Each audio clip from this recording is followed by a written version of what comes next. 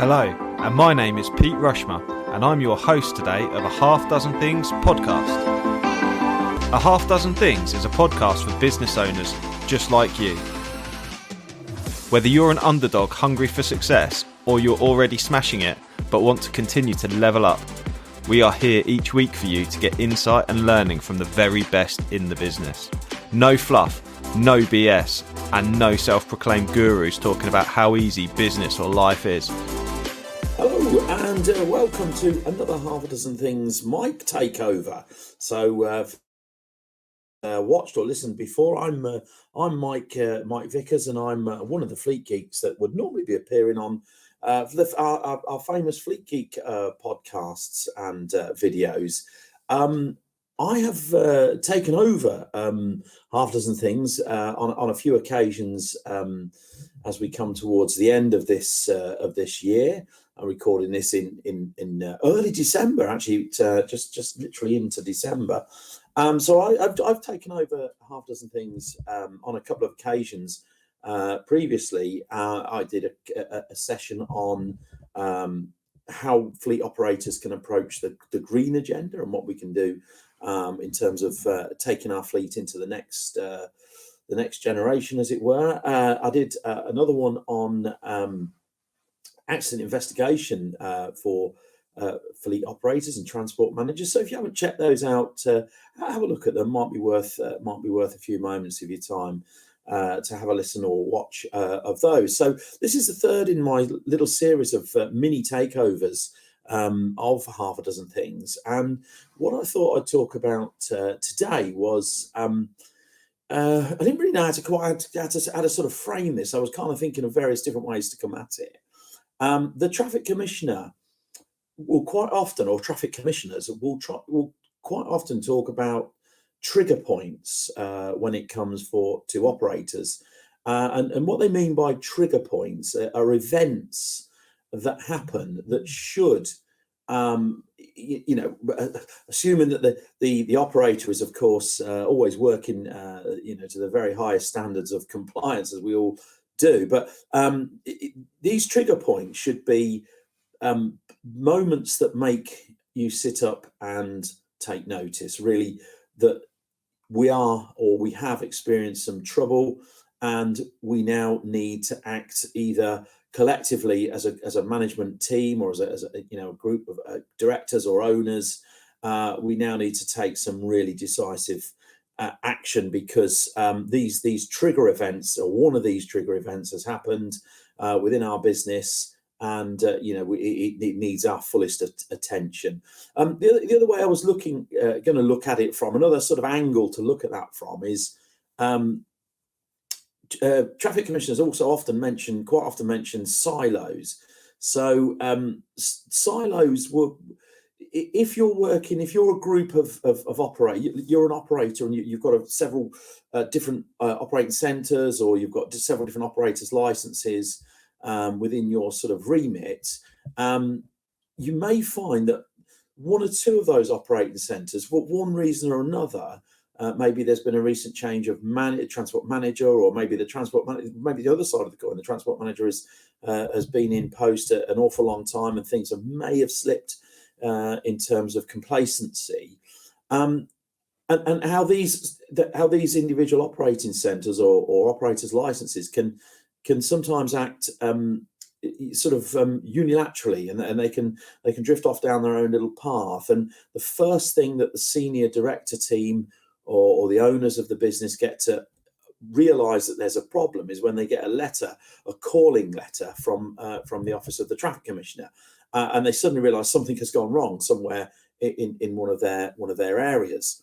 So that was another way of looking at it. And I suppose another way of looking at what I'm going to talk about on this podcast is in terms of as a transport manager, at what point do I pick the phone up and make a phone call to the directors of the business or the owners of the business and say, look, guys, we've got a problem. Something's happened and we've got a problem. So whichever sort of way you come at it from, these events are trigger points.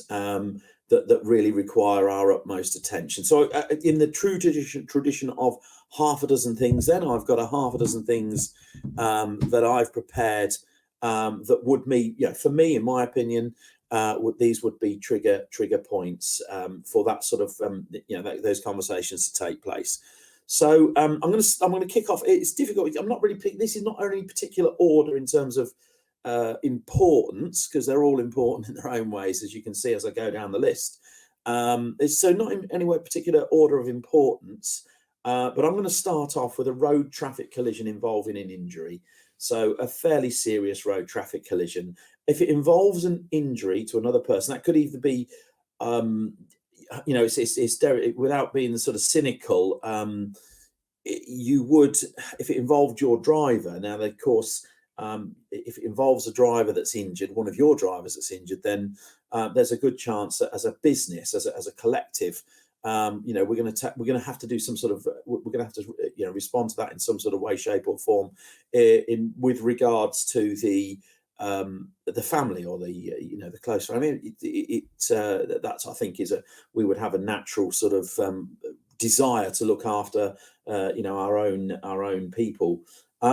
So that obviously that sets off a whole new chain of events, and there should be I would urge operators of any size to have some sort of contingency plan in place for that. Make sure that your contact details are up to date. How terrible would it be if something happened to one of your drivers and you drag their HR file out and you suddenly find that the next of kin, the person you're ringing or the person you're trying to contact as the emergency number is no longer the emergency contact, or you just simply can't get in touch with them. So I'd urge operators to have a look at the contact details that you hold for your people and make sure that they are up to date, and ask them regularly to review them and to update them as necessary, because that in the heat of the moment, when you've got a lot of other things going on, you've got maybe a damaged vehicle that needs recovering, you've got all sorts of things, you may have the police sort of wanting to ask you questions. The last thing you want to do is have the worry or the hassle of not being able to find your driver's contact details or contact their next of kin. So make sure that is up to date. The other side of that coin, then, if it's an injury that involves another member of the public, your vehicle's been involved in a fairly serious road traffic collision, and somebody is injured. How do you, from that point onwards, how do you support your driver? Because your driver may well be looking at being interviewed by the police under caution. What sort of setup procedures have you got in place for that? I kind of covered that off a little bit in when we were talking accident investigations. You just make sure that is there something that you can do for the driver? What is it you're going to be doing for the driver in that respect? But and again, I covered this off in the accident investigation. But you also got to think about your reaction in terms of your public relations, your PR. Kind of spin on it. You're going to have to sort of protect your brand, your image, because your vehicle's been involved in a serious road traffic collision, and there's going to be people taking pictures, possibly ending up on the internet, etc., etc. So just prepare that. I think as I say, I covered that off in the last one about accident investigations. But that's moving on from that. The road traffic collision involving an injury is probably going to get some attention from the police if they're investigating it, which will probably mean interviewing somebody from the business, potentially interviewing them under caution. And also, you've got to think about your vehicle. Is it going to be impounded by the police? Are they going to need it to try to gather evidence? And what impact that would be on the business? So I think a road traffic collision involving an injury to either your driver or another member of the public, where you're going to get that level of interest, that would be, for me, definitely a trigger point. As a transport manager, I would be picking up the phone and speaking to as senior people as you can in the business, to make them aware of the situation, and to make them, to formulate your plan of how you're going to deal with it. The last thing you really want is somebody from the police or maybe from the local press or whatever knocking on the owner of the business's door or on a director's door saying, have you got any comment to make about XYZ accident, and they know nothing about it. So for me, that would be trigger point number one. As I say, not necessarily in any order of preference, but number two would be in a very, very similar vein, really, to a road traffic collision involving an injury. The second one would be a bridge strike, and I think we all know as well as the next person in our industry how bridge strikes are viewed. Bridge strikes are, of course, we know that they're on the they're on the increase, and more bridges get hit. Seems to be every year. Is it 5 a day? Is the figure that is quite often used. Bridge strikes will bring you to the attention of the traffic commissioner as well as the police. Potentially for you might be looking at a dangerous driving or driving without due care and attention for your driver. It's going to bring a lot of negative publicity from stuff going on the internet, Facebook, Twitter, etc. So this is something that you would need to think about how you deal with that as a business. What plans you'd make for that. But I think again, I've maybe sort of talked about that in a previous podcast, but from a trigger point of view in terms of the traffic commissioner, now obviously when we talk about these trigger points, always prevention is better than the cure, to make sure that you've got the systems and procedures in place to hopefully help these things are very rare or don't happen at all. But the worst has happened, you've hit a bridge, what do you do next? So hopefully you've got a bridge strike policy, and that will also not just include how to prevent a bridge strike, but if the worst happens, how do you deal with it? It is going to attract attention from the traffic commissioner almost without doubt. So you need to start that sort of path about how what your next steps are straight away. And a lot of people, it's very easy. We have the barrack room lawyers on Facebook who think this is very, very easy. It's simply a matter of dismissing your driver, on site basically. And that's going to make the problem go away. It isn't. The traffic commissioners don't necessarily want you to take that form of action, because you're just going to be passing the problem on to somebody else. That driver's going to go away none the wiser. They're going to move into with a market as it is. They're just going to move into another job, and the problem hasn't actually gone away. So they would be preferring you to take proactive action to probably re-educate that driver in some way, shape, or form. Document it is what I would say. Absolutely document it as best you possibly can. The actions you're going to take with that driver. They will ultimately they're going to be called in front of a disciplinary hearing, and as we know, that's going to be unless there's an exceptional circumstance or they've got a very good defence, that is going to end up with them losing their HGV entitlement for a period of time. So be prepared for that, and how to deal with the sort of fallout from that as well. But a bridge strike, definitely, it doesn't matter what time of day or night it is, you're going to be making an awkward phone call as a TM. You're going to be making an awkward phone call to a director. And I think as I go through these points, these things do happen. We do our very, very best to prevent them from happening, and that's why we have. That's why we work very, very hard at what we do as transport managers to try to prevent these things from happening. But life being life, invariably, it even happens to the best of operators.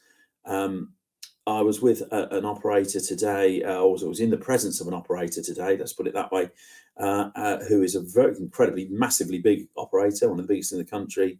And, he sat there, the phone went off, and it got notification of a bridge strike. So it does happen to the best of the best. So, these things happen, but it's not sometimes that they've happened, but how we deal with how they've happened. And there's certainly everybody in the business who's a part of that senior management structure, senior management team, will need to know about a bridge strike. Number three, where do we get to? So number three, a PG9 or a TE160 prohibition. So a PG9, well, they're all important. I don't know how you would categorise the importance of a PG9. It's going to be bad news for you as an operator. It's going to impact severely your OCRS score. It's going to involve you potentially recovering a vehicle. It's an event that is again, it's an all too rare. It's a rare event, thankfully. All too rare. It's a rare event, thankfully, for most operators. So but again, it may take us by surprise when it does, if it does happen. And again, we plan not for this to happen, and that's why we put a lot of time and effort into making sure you've got the systems and procedures in place for it not to happen. But if it does, that is definitely for me a trigger point, because invariably it's going to lead to some issues down the line. So that would include a PG9, an immediate prohibition. I would probably say a delayed prohibition. As a transport manager, it depends on the business, of course, but as a transport manager, a delayed prohibition may not need to get out a phone call at sort of 3 o'clock in the morning to the managing director. But I certainly think an immediate prohibition, or an immediate X-mark prohibition, which is signifying that there's been a significant failure of your vehicle's maintenance system. I do think that would be definitely a trigger event. And what we're going to do. Oh, Pete's joined me. Wow. How are we doing? All right. What are you doing, Pete? Well, that's a surprise. Popped up out the blue. I'm just you caught me halfway through my sort of monologue, if you like. Yeah. Did that make you jump a little bit, mate? Hi, it's Pete from Flagship Partners. We're proud to sponsor a Half Dozen Things podcast. Flagship Partners help their clients become safer, greener, and greater through a range of consultancy and training services. We offer audits through to risk assessments, contracts through to support with managing your culture, all the way from mandatory training through to management training as well. So if you need any support, please do get in touch with Flagship Partners today. So I thought I'd do just telling the dear listeners that we're doing a series of sort of monologue standalone kind of things just to round the year off. And the one I chose today was to talk about trigger events that an operator might come across. Yourself and I were chatting to a very interesting guest we have on the Fleet Geek podcast earlier on in the week, Chris Powell from Wayman's, and Chris talked about, we kind of touched on the subject there. Chris talked about the silos, people working in silos for some sort of larger operators, where things go wrong, and the first that the business owners get to know about it is when they get a call-in letter from the traffic commissioner. So, and we also know that traffic commissioners quite often talk about trigger events, these kind of monumental events that happen, thankfully rarely, but do happen, whereby it's all action, all hands to the pump. And we'd got them down the list. I'd already got them down the list through so I started off with a road traffic collision involving an injury, and how you would deal with that, what would happen. Bridge strikes, it's going to be there, isn't it? Bridge strikes. So I've just got on to PG9 prohibitions and immediate What do you think, Pete? I'll put that out to you then. So, let's say a medium-sized transport company, you get a delayed prohibition. Would that be something as a business owner? Would that be something you would expect your transport managers to ring you up in the middle of the night and tell you you'd had, or would you think that an immediate prohibition would be the only thing that would get you out of bed at 3 o'clock?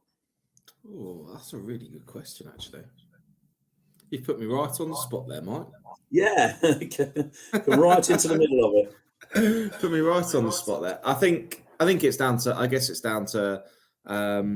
So I know this sounds like I'm shirking responsibility a little bit here to answer the question, but I really am guessing it's down to the confidence of the business owner and his team to be able to properly deal with that situation. Yeah, no, that's a fair point, isn't it? I think it's about the confidence level, and I think it's absolutely something that directors should be having a conversation with guys about. And I think that, in all honesty, I think I'd want the call. I think I'd want the call. I think I'd want to know about it. But that doesn't necessarily mean it's the right answer for everyone.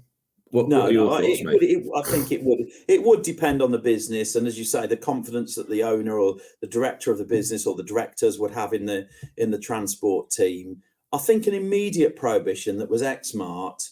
I think that warrants enough of an alarm bell to be ringing that possibly would require the earliest possible. The earliest possible intervention. And I guess, Pete, I think, as a transport manager, for me personally, I would feel awkward about that conversation with my boss, but not ashamed, because it does happen, doesn't it? And I think honesty is the best policy. How would you go about starting that conversation off?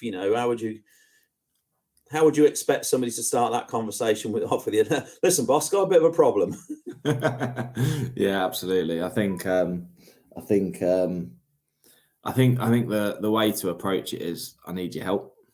I need your help. This has happened and it's important, and I wanted to share it with you, and we need to have a look at how it's occurred. But I wanted your help on how best to resolve it for the business. I think it's probably a good way of approaching it. Yeah, at the end of the day, it's all about you. It's an honest conversation that you've got to have, and you talked about trust in the team, and if you've got to trust the team, that will have that awkward conversation with the boss and say, look, boss, we've got a bit of a problem. We've had a vehicle stopped, and we've got an issue with it. But I think that would, and the other one I was looking at there in the same sort of light really was an overload or an insecure load. I think that would probably be equally as impacted on the business, wouldn't it? But yeah, I think they're both very much driver led issues, aren't they? Yeah, absolutely. In reality, they're driver led issues. So I definitely think advising and seeking a bit of help.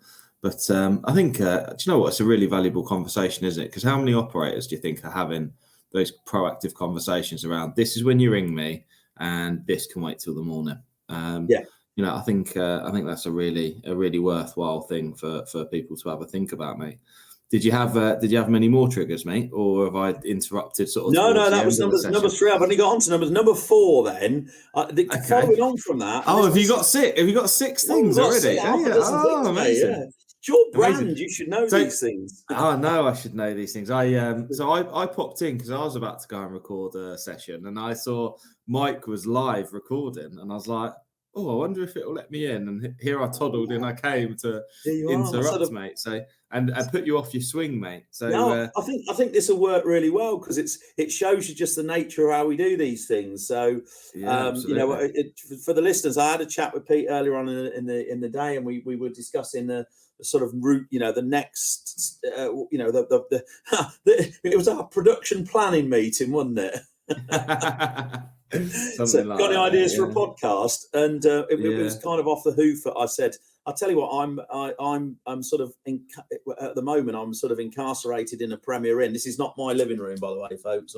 And I said, good old Purple Palace, mate. I'm in the Purple Palace, and I said, well, look, I'm in a hotel room. I'm doing transport manager down here in Cookham, in Leafy, Berkshire. And I said, well, look, I'm at a loose end. Let me record another one.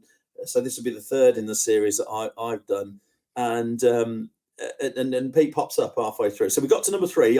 So number 4, I can bring you in on number 4. Number 4, then, if I'd received a letter. Now, I suppose really this would be, it's worthwhile mentioning that if you get a call-up letter from the traffic commissioner or a letter saying that the DVSA are coming down to do a maintenance visit, a maintenance inspection visit, it would probably actually be addressed to the managing director or to the operator, wouldn't it, rather than the transport manager? So I'm guessing they would probably already know about this. But I would say that trigger number 4 would be either getting a call-up letter or a letter saying that the DVSA are coming into town. I'd say definitely you'd want to know about that, wouldn't you, as a business owner? Yeah, absolutely. I think that's definitely escalating, isn't it? You know, I think it's a real challenge, isn't it, with operators who have got multiple operating centres, and making sure that their team members are in the know enough to be able to escalate the right issues, and that's absolutely one of them, mate. Absolutely. I think so. I think that would be certainly something that we would have on the agenda. Again, it brings up that same conversation again. How many operators and transport managers and directors have this conversation about, look, this is what you need to chat with me about if this happens. What in terms of you're quite close. I'll say you're quite close in the nicest possible way. You're quite close to the DVSA. In terms of them turning up for a maintenance inspection report, a maintenance visit, I'm not saying this would influence the visit at all, but do you think it shows a business in a better light if somebody really senior is there to shake their hands and greet them? Absolutely. I think it sets the right tone. 100%. 100%. I think, I think the more a business can say that or demonstrate that they're invested in the importance of their operation and the role that the DVSA play, even if the director just plays a bit part in the meeting, which is to greet the DVSA officer, to introduce themselves, and to say, I trust my transport manager implicitly, so I'm going to leave you in his capable hands. But I am here and I am committed to this. I think that's going to go a long way. I know, obviously, I'm speaking for the agency, but I certainly think if that was me as an examiner, I think, well, that's jolly committed, isn't it? That a busy guy like that, or a busy person like that, as I said, guy, look at me. That was bad, wasn't it? Yeah. A busy person like that, awful. I'm going to end up getting. I think Guy goes either way, doesn't it? I quite often. I feel like Guy goes either way, but yeah. I think I've got to be a little bit more selective. I've got to be a little bit more selective. Yes. I quite often dress like training sessions and look, guys, and what I mean is, look, everybody, and I think people say that in restaurants, don't they? So it's not a bad thing, is it? True. So I think in answer to your question, I think that's definitely a recommendation. That's a recommendation for me. Definitely, yeah. And I think it's worthwhile the transport manager, having a briefing beforehand, because I suppose it could, as well as the director trusting the transport manager, I suppose as well the transport manager. For me, the transport manager, we're thinking, this director who may not be a transport person. We may be talking about a company here that runs HGVs but is not a haulier, so the transport side of it is only ancillary to the business. Perhaps the transport manager, knowing how the DVSA work, would want to have a quick briefing with the director, sort of, don't say anything silly. Don't offer them, an envelope full of £5 notes or whatever. It might be worth just having that little conversation to make sure that they kind of both know where the DVSA is coming from. Yeah, there's certainly a few occasions I've bailed out someone a little bit more senior in a business when I've been supporting them on a maintenance investigation visit, and they're not quite saying the right thing, and I'm kind of like kicking them under the desk. When we remind like the right answer is written on this scrap of paper. Yeah, don't go. So it could work both ways, couldn't it? It could be like the director trusting the transport manager, but also the transport manager trusting the director, particularly if they're a little bit more old school. Reminds me of the famous story. I think it was Beverly Bell, wasn't it? That was addressed by an old school operator as love. All right, love. Wow. Yeah, okay, love. Well, I won't do that again, love. And I think that probably. If you was representing that particular operator at that point at a public inquiry, you'd be sort of going, "Oh, don't say that." Yeah, don't say that. I think that would be the notice of a call-up letter. Number 5, then, just move on. I think probably in the same kind of vein, really. Losing a wheel is something that disaster, isn't it? I don't know. I kind of thought that had died a bit of a death, but no pun intended. But evidently not. It's still an issue, isn't it? Absolutely. Just one moment, Mike, because Roman's asking if you can put the World Cup on. Quietly, makes I'm recording a podcast. Yeah, thank you. Sorry, Roman's putting. I didn't know there was any football tonight. I don't give the game away when we recorded this. No, yeah, absolutely. Well, there we go. It's World Cup 2022, people. That's not going to age well. It's not 1966 or anything, is it? No. Yeah, but nonetheless, all of our content is evergreen. It's always available for you. It's always relevant, isn't it? Always relevant, yeah. Always relevant. So yeah, sorry, mate. I'm back in the room with you now. I would say, yeah, loss of wheelness. I kind of thought loss of wheels was a kind of as an industry we'd gotten on top of that problem, but evidently not. And we were no, it was in Chris's top items for 2022, wasn't it? So yeah. Again, I've not heard of a wheel loss incident for quite a while now, or a loss of a load. I think again that is something that would definitely be sort of project upwards towards the directors of the company. So I'll finish off then with number 6 then to make it nice and round. This is quite an interesting one. Coming from a transport manager, sort of pushing this upwards towards a director or an operator, an owner, a serious tachograph infringement. Now, you're not going to wake the owner of the business up at 3 o'clock in the morning because somebody's forgot to have their working time break. But what I'm talking about here is, and it happens, and I'm always intrigued to find out from the driver why it happened, because it's very rarely in an attempt to defraud or deceive anybody, but drivers to take their card out. But it does we know it happens, don't we? We do see it, and we know it happens. But to me, I think that is quite a serious tachograph infringement. And I think that would probably need reporting upwards, because possibly, in terms of the consequences of that. But any idea why people do it, Pete? Why do people do it? They do it though, don't they? They do, mate. They do, and I think often it's ignorance. Normally, when I've come across it before. Normally it's often ignorance or a bit of my mate reckons, like my mate reckons it'll be okay.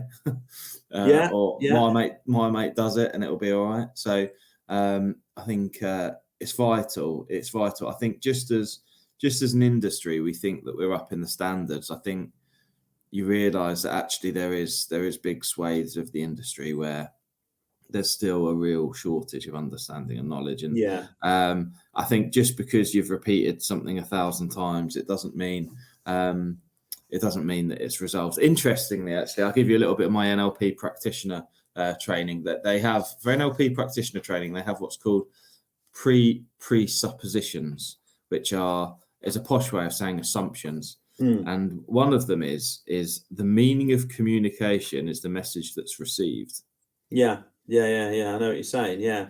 So just because you've projected as a transport manager, just one moment. I'm just going to have to show the audience this. Have a look at this from my lad Roman, who's been doing some maths, and then he's written, "What channel is the World Cup on?" That's his English homework for tonight. Yeah, spelled it right as well, hasn't he? He has spelt it correctly. Well done, mate. I'm not. It's going to be on BBC or ITV, buddy. So yeah. Okay, cool. He's like nodding his head like, yeah. Anyway, what was I saying, mate? So, so the communication, the message. Yeah. So the meaning of communication is the message that's received. And I think just as it's a little bit like marketing a business. I think just as you're getting tired of repeating the same message over and over again, the people that really need to hear it are only just starting to listen. So I think it's important that you're going to feel like a parrot, but that's part of the job. That's part of the job. I heard a funny story from who was doing some training, an operator, and they told me a funny story about one of their drivers. Actually, they said they were giving the driver, let's for want of a better word, a bollocking over something, and the driver said, "Yeah," he said, "that's the second time you've told me that." Well, isn't that the message? Yeah, but the driver was flabbergasted. "That's the second time you've told me that." Yeah, well, perhaps if you'd have got it right in the first place. I heard a good one talking about taking your tachograph card out, and someone was telling me the other day that one of their drivers was 17 minutes short of getting back to base. They'd run out of driving time, basically. So they drove for 17 minutes. I can't remember 17 miles or 17 minutes. It'd be roughly the same kind of thing, wouldn't it? So let's say 17 minutes, driven for 17 minutes without the card in because they'd run out of driving time. Well, ideally, you don't want to run out of driving time. Fair enough. But, taking the card out is far, far, far worse than leaving the card in and going 17 minutes over your driving time, isn't it? So, but, it's difficult because if you were training a driver, you couldn't say to them, "Well, look, if you're running out of driving time, just leave your card in because it's okay." So it's difficult to get that message across, isn't it? Well, just for, number one, don't run out of driving time. But number two, the worst thing you can possibly do if you run out of driving time is take card out. Yeah. So that shows intent. I don't know how I'm interested to hear how other TMs would communicate that actually to a driver. My route tends to be I have like a fundamental rule with them, which is that a card removal is cardinal, which is like a hangable offence. Yeah, and an infringement is obviously bad and can be severe, but I have the rule of take the infringement. If you have to, if there's a choice, you take. The card removal is a hangable offence.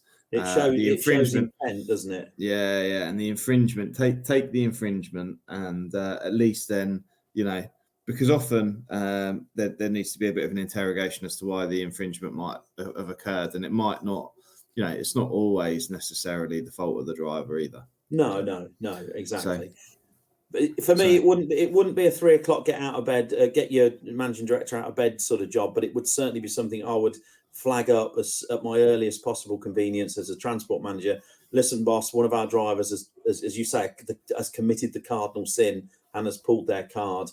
On interviewing the driver, I can understand why they've done it, but it is not what you need to be doing. So definitely. No. And I think what operators need to understand is that it's a failure on their part. If one of their drivers is taking their card out, that is a failure on their part because they've failed to communicate the severity at which absolutely of that infringement. And I think the TC and I think the DVSA would treat that as such. The operator's there's a lot of people with slopey shoulders in the industry sometimes, and they're not willing to look in the mirror at their own shortcomings. That the blame lays with the driver, and that's not that. Everything that occurs is a failure of a system of some description in your management system. We in the airline industry, we've come a long way from if it was as simple as every time an aeroplane crashed into the ground, if it was as simple as saying, "Bloody pilots, what are they, the bloody idiots?" If we just said that every time there was an aeroplane crash, if we just shrugged our shoulders and said, "Bloody pilots, can't get them these days, idiots," then we would get no further down the line. We would not be where we are in terms of airline safety. But I think in our industry, a vehicle hits a bridge, and we just point the finger at the driver and say, "What an idiot!" Yeah. When the real problem is systems, isn't it? It's the system has let us down. The driver is just a part of that system. Absolutely, mate. Absolutely. There's a podcast for another day, isn't there? Just before we disappear, I'm going to be super woke and do some education. Something else that I learned on my NLP session around say language. You picked up the other day. We still use the term banksman training. Yeah. We're not really meant to call banksman, right? So the correct is reversing assistant. I saw you'd like to post about someone doing a reversing assistant course today. So here's a new one for you. So this podcast we're calling Trigger Points for Operators, and we'll keep the name. We will keep the name because I think it's the right thing, and I think people will understand what we mean. But interestingly, the term trigger is being used more and more, particularly in mental health terms. I was educated by a young lady on my NLP practitioners course who'd come along, who was very in touch, very empathetic with others and what have you. And she made a point because the two trainers who are white middle-aged men similar to us kept using the word trigger when we were talking about mental health things. And she said, please, do you mind refraining from using the word trigger? It doesn't really mean anything to me, she said, but obviously there is a negative connotation with the word trigger, which relates to the use of guns. And I find a far better use of language to be activate. Activate, So what that would then mean is this podcast would be called Activation Points for Operators. Activate. Well, I tell you what, when you actually, I suppose when you think about the word activate, it begins a set of things, doesn't it? It begins a process. Yeah. And actually, so I was just thinking about it as you're talking. I thought, oh, should I share that or not? And I thought, actually, no, I will, because I think it's interesting.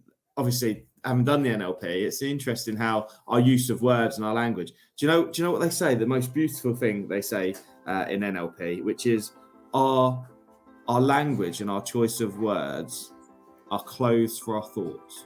Oh yeah. I thought, how lovely is that? Because it is, isn't it? Yeah. And so that stuck with me. So yeah, language anyway. It's a great skill. Choosing the right language is a great skill, isn't it? It's when somebody does it properly, it's unbelievable. I mean, I'm no good at it, too old now, but yeah, it is a great skill. And trigger also, when you think about trigger aim, if you were doing sort of word association, you think, well, that's aiming it at somebody. Trigger point is aiming the blame maybe at something, whereas I agree. I think it's probably activation. Can't change the name of this now. No. We stick with the name. It was just more a case. I don't think there's any right or wrong, is there? But it's just an alternative school of thought and a nice little anecdote from my NLP course, which people are going to get fed up of hearing about. I'll tell you what. I think that's going to fill a few podcasts. That is, isn't it? What, the NLP? Yeah. I've got so much stuff. Yeah, absolutely. Yeah. Bro, mate. Well, it's been nice to gate crash, mate. Yeah, I know, great, and it's good. Yeah, it's good. It worked quite well. So hopefully that'll be of some value to the listeners and viewers. Absolutely. And I'm not saying that my 6 are the ultimate guide, or is what it's not gospel. It's just those things that those 6 points, activation points for me would be they would activate my fingers on a phone to ring the managing director to explain a problem. But yeah, excellent. Well, brilliant, Pete. Well, lovely to see you. And good to see you, mate, and good to see the audience. Good to see you listening, and we'll see you all on the next one. See you later. Bye. Bye. I really hope you loved today's episode, and if you did, please make sure you subscribe and listen out for future episodes too. Please do share it across your social media channels. We hope to reach more and help more people. If you want to find out more about me, my name's Pete Rushmer. You'll find me across any social media channel and my business, Flagship Partners, and we're your partners in success across your business. Thank you. See you again soon.